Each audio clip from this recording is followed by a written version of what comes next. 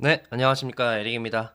오늘은 전설의 트레이더죠. 스탠리 드러켄밀러의 얘기를 가져왔습니다. 드러켄밀러가 앞으로 6개월 정도는 최소한 시장이 괜찮을 것 같다라고 발언을 했는데요. 오늘 내용은 최근 1월에 드러켄밀러가 CNBC와 한 인터뷰와 이제 작년 11월에 했던 인터뷰를 가지고 만들었고요. 네, 드러켄밀러 워낙 유명하신 분이지만 간단하게 소개를 먼저 드리자면은 71세 듀케인 패밀리 오피스를 창업을 해서 운영을 하고 있고 재산은 약 13조 원으로 알려져 있습니다. 거장답게 상당한 거부라고 볼 수 있고요. 그리고 드러켄 밀러 하면 조지 소로스의 오른팔로도 유명하죠. 근데 실제로 소로스의 발언이나 드러켄 밀러 인터뷰를 보면은 오른팔이라기보다는 좀 파트너에 가까웠던 사이라고 보여집니다. 실제로 조지 소로스 하면은 파운드화를 공매도 해서 영란은행을 무릎 꿇린 거로도 상당히 유명한데 이 파운드화 공매도의 실질적인 이반자가 드러켄 밀러라고 하고요. 조지 소로스의 파트너답게 전설의 트레이더입니다. 30년 동안 연평균 수익률이 30%, 30년간 손해를 본 해가 단 한 해도 없다는 전설적인 기록을 가지고 있습니다. 그리고 이 기록이 그냥 말로 구전된 게 아니라 실제로 회계감사를 받은 기록이래요. 그래서 이런 어마무시한 전설의 면모를 보이지만 그래도 최근 몇 년 사이에 이미지를 구긴 일이 있었다. 왜냐면은 한때, 지금은 아닌데 한때 쿠팡이 조지 소로스의 미국 주식 포트폴리오에서 비중 1위를 차지한 적이 있거든요. 근데 이 쿠팡에 물렸었습니다. 한때 명예 쿠팡맨의 자리에 올라섰다가 지금은 명예 쿠팡맨에서 탈출을 했다고 보시면 되겠습니다. 네, 오늘의 주요 내용은 이렇습니다. 앞으로 최소 6개월은 좋을 것이다. 경제도 좋고 시장도 좋을 것 같다. 라고 발언을 했고요. 그럼 6개월 이후는 어떠냐? 6개월 이후에는 리스크를 무시할 수가 없다라는 식으로 발언을 했습니다. 그리고 드러키 밀러 하면은 AI 열풍이 불기 전에 엔비디아를 픽해가지고 상당히 또 화제가 되지 않았습니까? 그랬던 드러켄 밀러가 이제는 나는 다음 AI 주식을 노리고 있다라고 얘기를 해서 이 얘기까지 한번 다뤄보도록 하겠습니다. 네, 우선 앞으로 최소한 6개월은 좋을 것 같다라고 전망한 근간에는 탄탄한 경제가 있습니다. 원래 드러켄 밀러 같은 경우는 매크로를 상당히 안 좋게 봤거든요. 물가가 올라가고 금리가 올라가면서 경제가 타격을 받고 분명히 침체에 빠질 것이다. 그래서 한때는 침체가 안 오면 오히려 놀랄 것 같다라고 얘기를 했는데 최근 들어서 본인이 틀렸다는 걸 인정을 하면서 스탠스를 바꿨습니다. 이 고물가와 고금리를 미국 경제가 잘 이겨냈다는 거죠.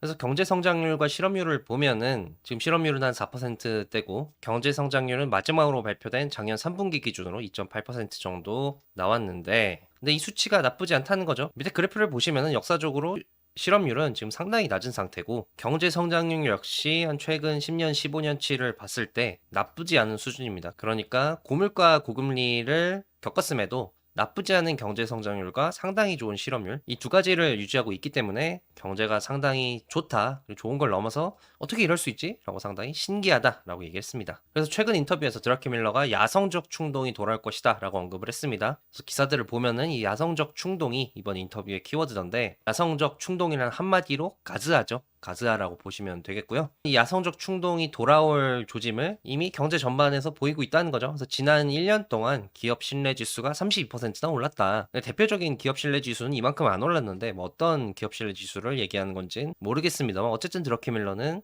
30% 이상 올랐다라고 얘기를 했고요. 알키신의 거의 50년 커리어 동안 가장 반기업적인 정권이 바이든 정권이었는데 근데 트럼프로 넘어간다. 그러니까 가장 반기업적인 정부에서 가장 친기업적인 정부로 넘어가는 극적인 변화가 생기기도 하고 그리고 AI라는 기술 혁신의 흐름도 있다. 그래서 이런 것들 때문에 야성적 충동이 다시 돌아올 거다라고 얘기했고요. 그러면서 앞으로 최소한 6개월은 괜찮아 보인다라고 얘기했습니다. 그러니까 드러케 밀러는 거시경제를 볼 때 뭐 금리, 환율, 무역, 소비 이런 거를 보기보다는 바텀업 관점에서 본다고 얘기를 했거든요. 뭐 물류 운송업체들의 상태가 요즘 어떤지, 소매 기업들의 재고가 얼마나 쌓였는지 이런 거를 주로 본다고 얘기를 했는데 근데 이런 거를 봤을 때 최소한 6개월 정도는 괜찮아 보인다라고 발언했습니다. 그래서 경제는 이렇게 좋지만 시장은 약간 위험한 상태에 있다. 라고 드러케 밀러는 보고 있는데 뭐 요즘 많이 나온 얘기 아니겠습니까? 미국 주식 좋다. 근데 미국 주식 비싸다. 뭐 이런 얘기를 드러케 밀러도 하고 있는 거죠. 드러케 밀러는 그 얘기를 하면서 이익 수익률과 10년물 금리를 언급했습니다. 이익 수익률은 PER의 역수입니다. PER의 역수니까 주당 순이익을 주가로 나누는 건데 근데 이 이익 수익률을 주식의 기대 수익률 지표로 많이 사용하거든요. 왜냐면은 기업의 주가가 결국에는 기업이 버는 돈만큼 오른다라고 가정을 하면은 이익 수익률이 EPS 나누기 주가라고 말씀드리지 않았습니까? 근데 이 EPS를 forward EPS, 그러니까 향후 1년간 이 기업이 얼마나 벌 것인가를 현재 주가로 나누면은 향후 주식의 기대 수익률이 얼마나 된다라고 유추할 수 있겠죠. 그래서 주식의 기대 수익률로 이 이익 수익률을 종종 사용하는데, 근데 주식은 어쨌든 위험 자산이고 채권은 무위험 자산이니까 주식의 수익률이 채권의 수익률보다는 높아야 되잖아요. 왜냐면은 위험에 대한 보상이라는 게 있으니까. 근데 지금 이 그래프에서 보시듯이 남색이 이익 수익률이고 주황색이 10년물 금리인데 채권의 수익률이 주식의 기대 수익률을 앞질렀다는 겁니다.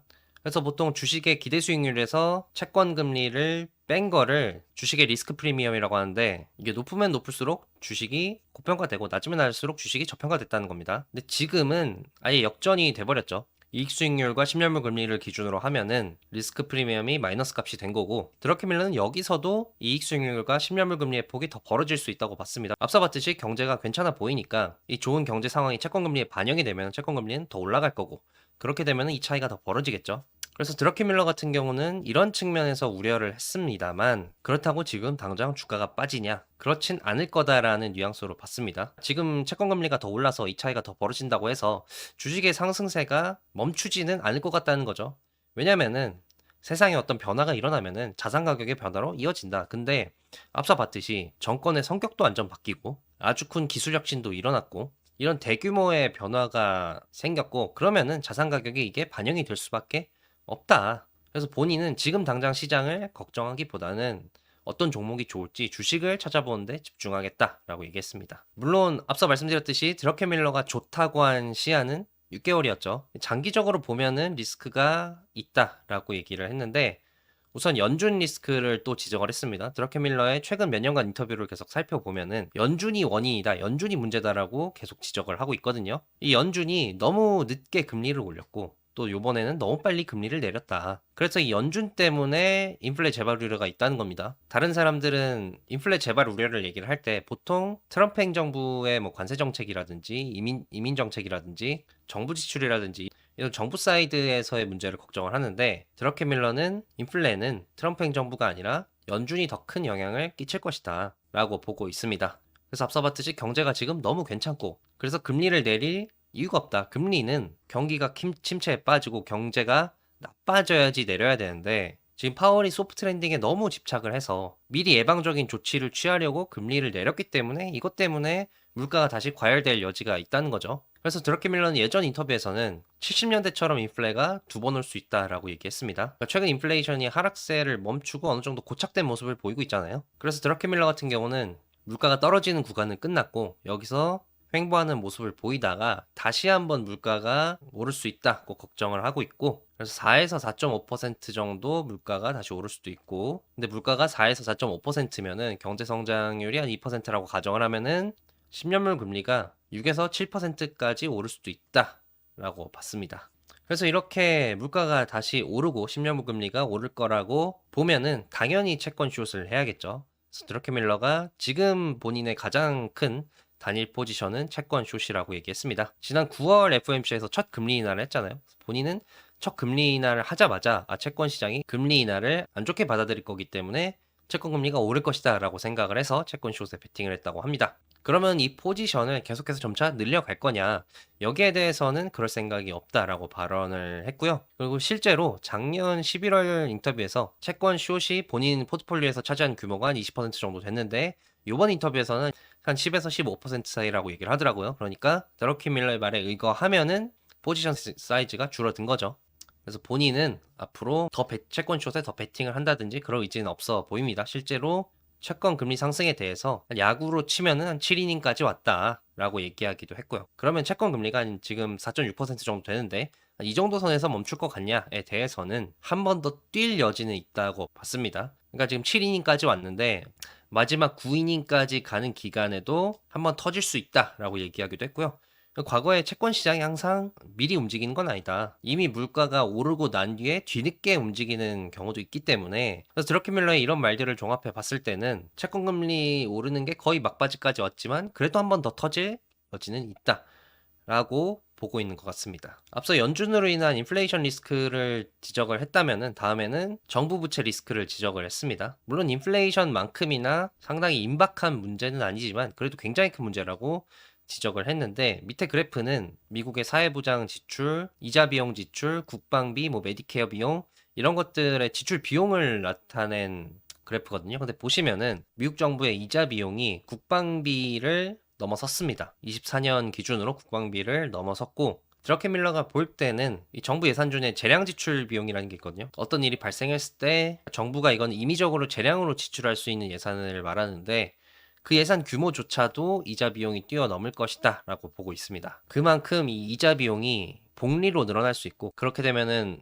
끝장난다 라고 보고 있는데, 이런 측면에서 오히려 관세가 좋을 수도 있다라고 봤습니다. 경제가 문제없고 완벽했다면은 관세는 당연히 안 좋았겠지만, 지금처럼 정부 부채가 엄청나게 쌓여서 이자 비용이 지속적으로 올라가는 상황에서는 관세로 세수 충당을 해서 부채 부담을 줄이는 효과가 있을 수 있다라고 봤습니다. 그리고 세금을 소득에 물리는 세금이냐, 소비에 물리는 세금이냐 이렇게 나눌 수 있는데, 관세 같은 경우는 소득이 아니라 소비에 물리는 세금으로 볼 수 있다는 거죠.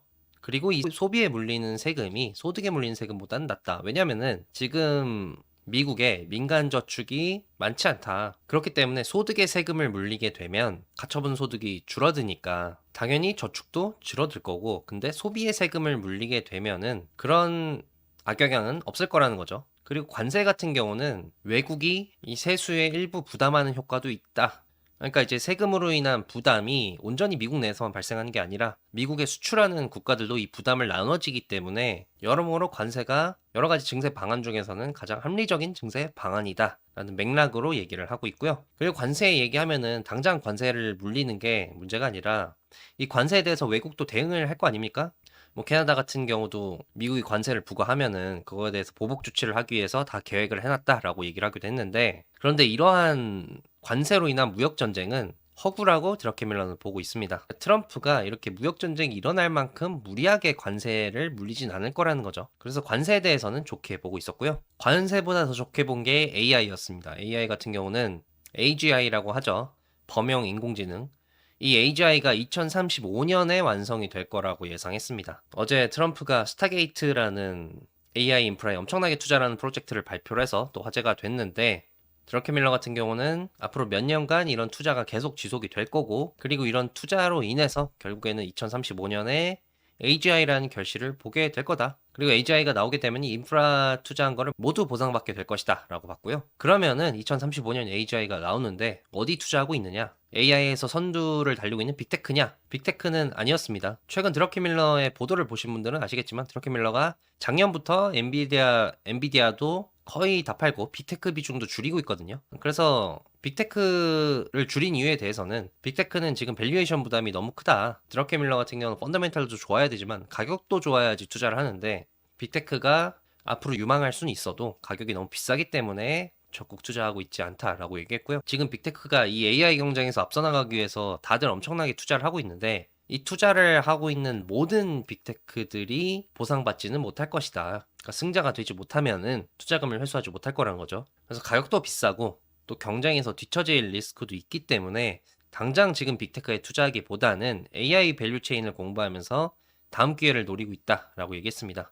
그러니까 칩을 만들고 LLM을 만들고 이런 기업에 직접 투자하기보다는 이런 기업들로 인해서 기술이 더 발전하면은 그 기술 발전에 혜택을 볼 수 있는 기업들을 노리고 있다라고 얘기했는데요. 이렇게 AI가 발전하면 발전할수록 비용이 절감되고 생산성이 올라갈 수 있는 기업들을 찾는다는 거죠. 대표적으로 제가 지난번 연간 전망 2부에서 소개해드린 헬스케어가 이런 케이스 아니겠습니까? 헬스케어 같은 경우는 매출의 30%에서 35%가 인건비인데, 근데 지금 인간이 하는 일에 65% 정도를 LLM이 대체할 수 있는 상황이니까 헬스케어가 드러켄밀러가 찾는 이러한 케이스라고 볼 수 있고요. 그래서 드러켄밀러가 지금 가장 많이 들고 있는 게 나테라라는 유전자 검사를 해서 진단을 하는 기업이거든요. 그래서 이런 맥락에서 투자하는 거 아닌가 싶기도 하고요. 그래서 한마디로 드러켄밀러는 제2의 페이스북이나 우버 같은 기업을 찾는다고 말을 했습니다. 그러니까 이제 90년대 말 2000년에 인터넷 혁명 당시에 누가 향후에 페이스북이 나오고 우버라는 게 나올지 상상을 했겠느냐.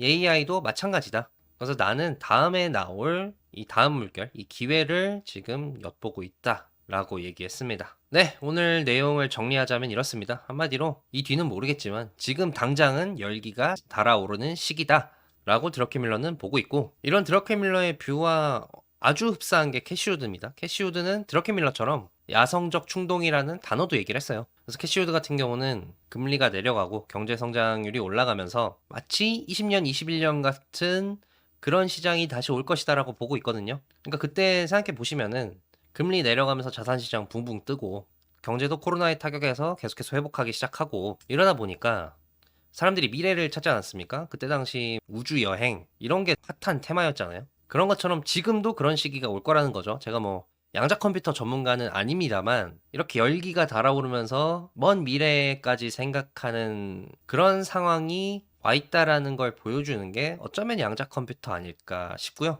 그리고 지금 이 열기가 달아오르는 시기다. 지금 충분히 뜨겁지만 더 뜨거워질 수 있다라고 보는 구루가 또 있습니다. 데이비 테퍼죠. 지금 1998년 같은 분위기다라고 얘기를 하고 있는데, 이때 당시 어땠냐면은 97년도에 나스닥이 22% 정도 올랐고 98년도에 40% 정도 올랐고, 그리고 상승의 마지막 해인 99년도에 80%가 넘게 올랐습니다. 그리고 이제 버블이 터져서 다음에 마이너스 40% 가까이 떨어지고, 그 이후로도 몇 년간 계속 시장이 하락세를 경험을 했죠. 그러니까 열기가 지금 뜨거워 보여도 한 번 더 가즈아가 나올 수 있다라고 보는 구루들이 있다라는 겁니다. 그리고 드러케밀러의 인터뷰를 보면은 정부 부채도 물론 리스크지만 더 임박한 리스크를 인플레이션으로 보고 있거든요. 그리고 인플레이션은 트럼프가 아닌 연준이 좌우한다라고 보고 있고요. 그래서 드러케밀러의 논리에 따르면은 임박한 리스크는 트럼프가 아니라 연준에 달렸다는 건데, 그렇다면 이 연준이 물가가 다시 잘 과열되지 않도록 굉장히 잘 금리를 내린다면은 괜찮다는 거 아닌가? 그러니까 이제는 금리를 어디까지 얼마나 내리냐도 중요하지만 그 과정에서 연준이 얼마나 세밀하게 잘 드라이브를 해가면서 내리느냐가 관건이라는 얘기 아닐까 싶습니다. 네, 그러면 오늘 영상도 여기까지고요. 영상 시청해 주셔서 감사드리고, 그럼 저는 다음 영상에서 다시 찾아뵙겠습니다. 감사합니다.